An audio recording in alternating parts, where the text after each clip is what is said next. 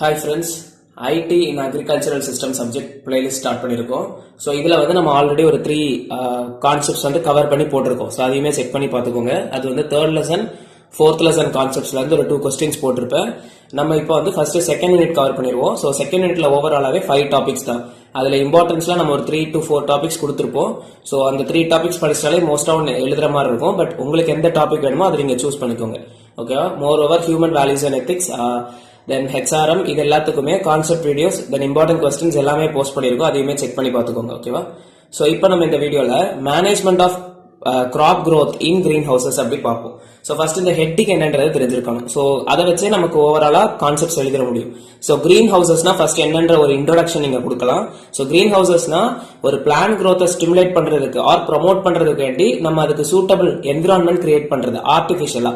Okay, so அதுக்கு வந்து நம்ம என்ன யூஸ் பண்ணலாம்? கிளாஸ் பிளேன்ஸ் அந்த மாதிரி செட்டப்ஸ் எல்லாம் யூஸ் பண்ணி, ஆர்எல்ஸ் பிளாஸ்டிக்கால ஆன மெட்டீரியல், பாலித்தீன் அந்த மாதிரிலாம் யூஸ் பண்ணி ஒரு டென்ட் மாதிரி கிரியேட் பண்ணி, so that plan will get whatever ஆர்டிபிஷியலா நம்ம கிரியேட் பண்ணக்கூடியது. இப்போ லைட் வந்து நல்ல கிளியரா பத்தலைன்னா நம்ம வந்து எல்இடி சிஸ்டம்ஸ் அந்த மாதிரிலாம் யூஸ் பண்ணுவோம்.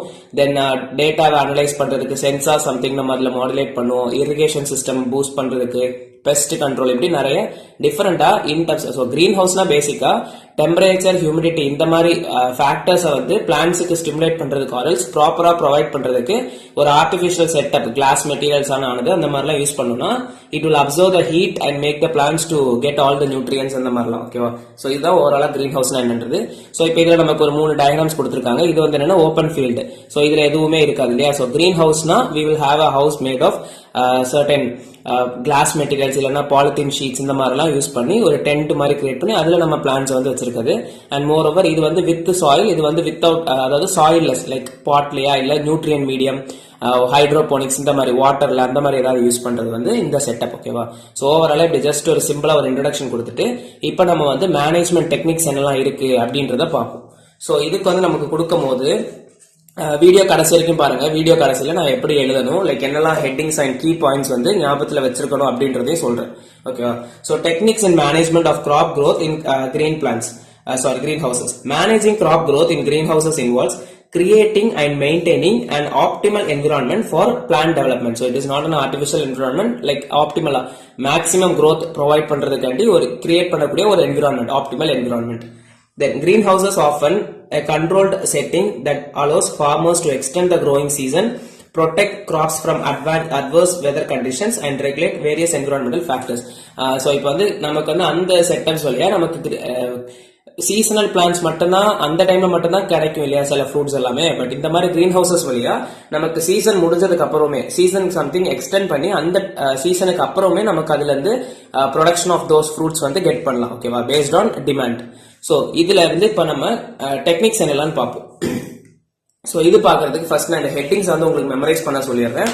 அப்போ வந்து உங்களுக்கு ஈஸியா இருக்கும். ஸோ ஒரு இதுலயுமே ஹெட்டிங்ஸ் வந்து நம்ம ரிலவெண்ட் ஒரு கதை மாதிரி பார்த்துக்கோங்க. ஃபர்ஸ்ட் வந்து நமக்கு என்னன்னா ஒரு பிளான்ட் வளரணும்னா அதுக்கு என்னெல்லாம் வேணும் அப்படின்ற ஹெட்டிங்ஸை மைண்ட்ல வச்சுக்கோங்க. என்னெல்லாம் வேணும்? கிளைமேட் வேணும், தண்ணி வேணும், அதுக்கப்புறம் பூச்சி, ஃபர்டிலைசர்ஸ் இதெல்லாத்தையுமே செக் பண்ணுவோம். தென் அதுக்கப்புறம் நம்ம இதெல்லாம் பேசிக் இல்லையா, அந்த பேசிக்ஸ் வச்சு ஒரு 5 பாயிண்ட்ஸ் கொடுத்துடலாம். ஸோ கிளைமேட் செக் பண்ணணும், அதாவது அதுல டெம்பரேச்சர் அதெல்லாமே. தென் டெம்பரேச்சர் ரிலேட் பண்ணும் போதே நமக்கு வந்து என்னெல்லாம் வரும்னா லைட்டிங் சிஸ்டம்ஸ் வரும். இப்போ லைட் பத்தல, சன்லைட் பத்தலைன்னா artificial light system, so lighting systems இது எல்லாமே டெம்பரேச்சர் அண்ட் லைட்டிங் அந்த மாதிரி வரும். தென் அதுக்கப்புறம் இரிகேஷன் பார்த்தோம்னா இரிகேஷன் அண்ட் வாட்டர் மேனேஜ்மெண்ட், அதுக்கப்புறம் நியூட்ரியன் மேனேஜ்மெண்ட். ஓகேவா? ஸோ இது ரெண்டும் டெம்பரேச்சர், சன்லைட் அதெல்லாமே. தென் இரிகேஷன் வாட்டர், தென் நியூட்ரியன்ஸ் மினரல்ஸ் இதெல்லாமே. தென் அதுக்கப்புறம் பூச்சி, புழு இதெல்லாமே செக் பண்றதுக்கு பெஸ்ட் அண்ட் டிசீஸ் மேனேஜ்மெண்ட். இதெல்லாமே ஃபர்ஸ்ட் பிளான்டோட growthக்கு. இனி நம்ம என்ன பண்ணுவோம்? அறுவடை பண்றது இதெல்லாமே கூட வரும் இல்லையா? அப்போ harvesting and post harvesting management எப்படி பண்ணணும். தென் இதெல்லாமே நமக்கு பேசிக்கா ஒரு பிளான்ட் வளர்றதுக்குள்ள செட்டப்ல இருக்கக்கூடியது. தென் நெக்ஸ்ட் நாள் வந்து நம்ம மானிட்டரிங் சிஸ்டம்ல வரும். Crop monitoring and data analytics. Then அதுக்கப்புறம் automation and technology integrations.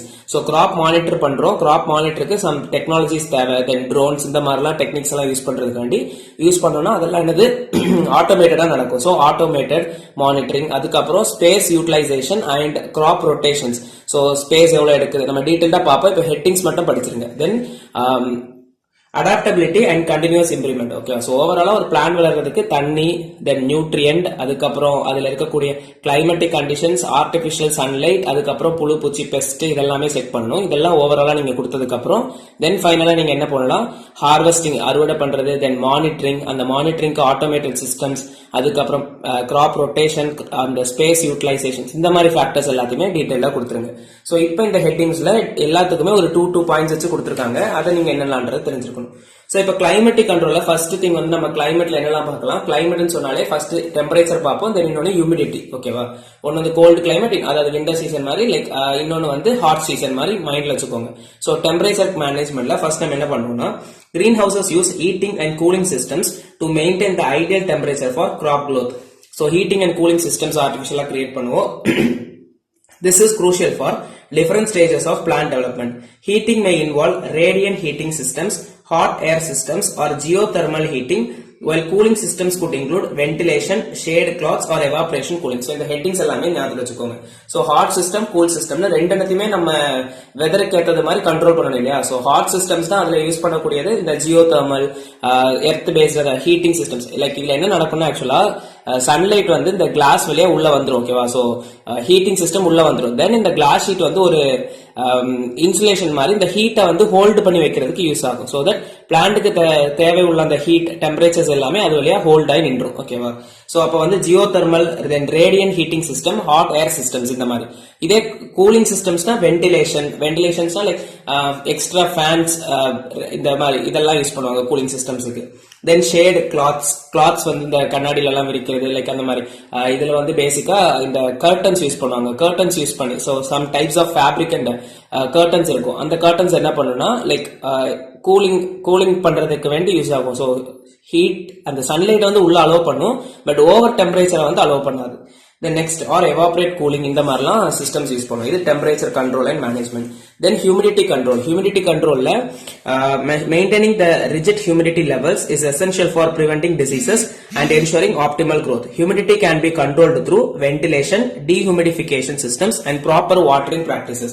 So இதெல்லாம் நம்ம ஹியூமிடிட்டிக்கு. சோ ஹியூமிடிட்டினா லைக் அந்த பனி வெப்பம் அந்த மாதிரிலாம் இருக்குல்ல, அது எல்லாமே அதுக்கு வந்து என்னது ப்ராப்பரா நம்ம வாட்டரிங் பண்ணிட்டு இருக்கிறதுனால அதுல இருந்து நமக்கு சாயில் மாய்ஸ்டர், ஏர் மாய்ஸ்டர் மாலிகூல்ஸ் எல்லாமே கிரியேட் ஆகும். சோ தட் ஹியூமிடிட்டி மெயின்டைன் ஆயிட்டே இருக்கும். இதெல்லாம் டிஹியூமிடிஃபிகேஷன் சிஸ்டம்ஸ், வென்டிலேஷன்ஸ் இதெல்லாம் யூஸ் பண்ணி நம்ம ஹியூமிடிட்டி கண்ட்ரோல் பண்ணலாம். இவ்வளவு கிளைமேட்டிக் கண்ட்ரோல்ல நீங்க எழுதணும்.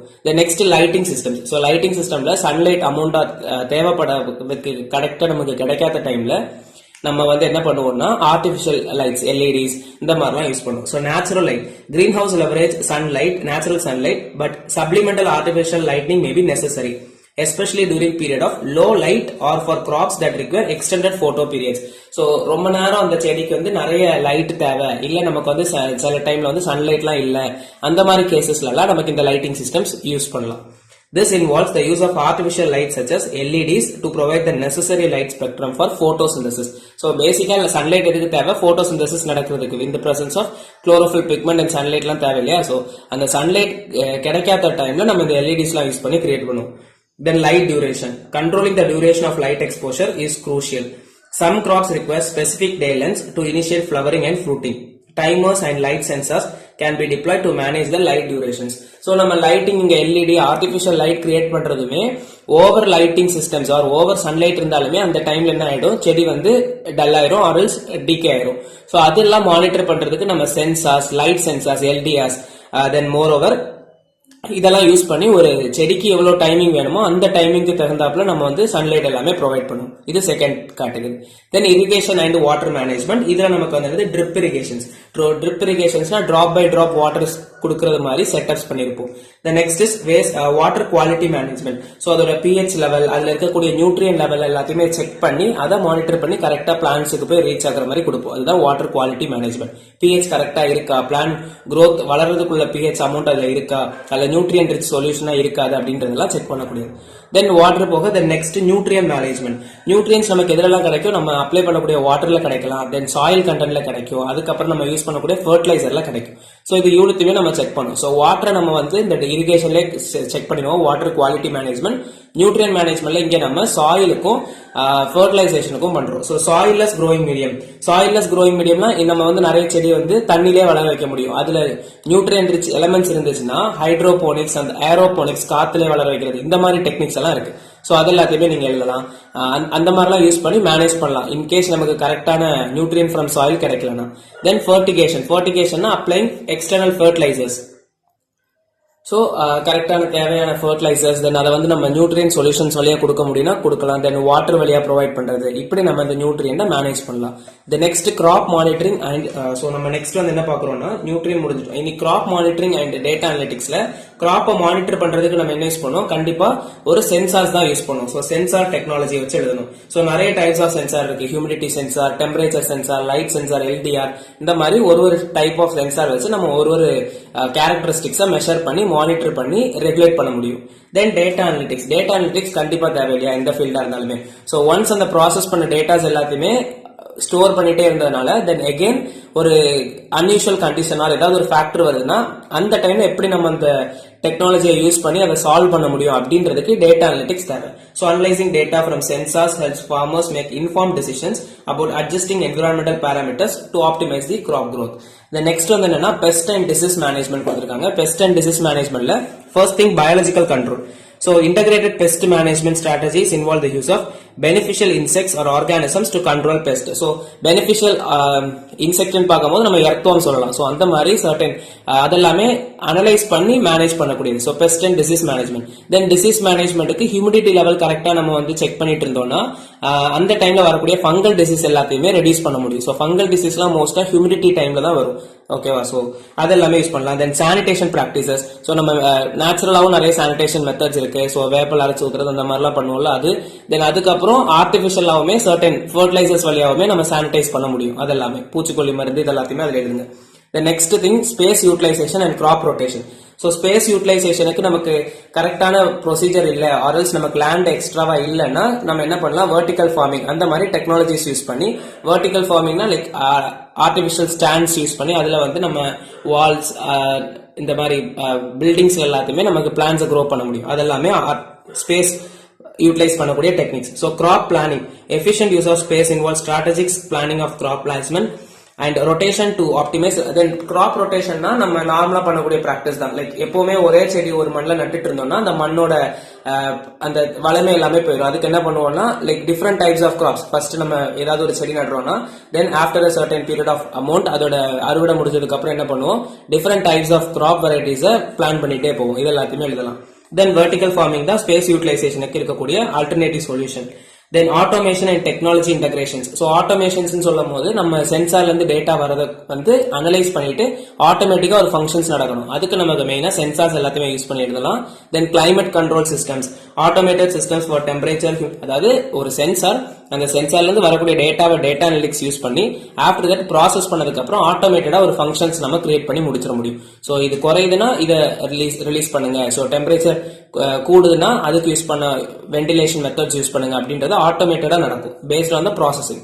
தென் drones and remote monitoring. So technology இன்டகிரேஷன்ல நம்ம ட்ரோன்ஸ் யூஸ் பண்ணலாம். ஸோ ட்ரோன்ஸ்னா ஃபர்டிலைசர் யூஸ் பண்றதுக்கு, தண்ணி கொடுக்கறதுக்கு, இந்த மாதிரிலாம் பிளான்ஸுக்கு ப்ரொவைட் பண்றதுக்கு லைக் மினி ஏரோப்ளேன் மாதிரி. ஓகேவா? ஸோ மினி ஹெலிகாப்டர் மாதிரி நம்ம கிரியேட் பண்ணோம் இல்லையா? ஸோ ட்ரோன்ஸ் எல்லாருக்குமே தெரியும், அதை வச்சு எழுதிட்டா போதும். The next harvesting and post harvesting management. So time of harvest, கரெக்டான டைமிங் தெரிஞ்சு அறுவடை பண்ணணும். Then post harvest handling. So proper, அதாவது அறுவடை பண்ணதுக்கு அப்புறம் அதுல நிறைய ப்ரொசீஜர் இருக்கும், களை எடுக்கிறது, லைக் கரெக்டான எல்லாத்தையுமே அதில் பாக்குறது. So post harvest practices including cooling, cleaning and packaging are essential for preserving the quality of the harvested product. Okay, so அது எல்லாத்தையுமே கரெக்டா நம்ம ஹார்வெஸ்ட் பண்ணதுக்கு அப்புறம் கிளீன் பண்ணணும். தென் அதை கரெக்டா பேக்கேஜிங் சிஸ்டம்ஸ், இது எல்லாமே நெக்ஸ்ட் இருக்க ப்ரொசீஜர்ஸ், அதையுமே நம்ம ப்ராப்பரா ஹேண்டில் பண்ணணும்.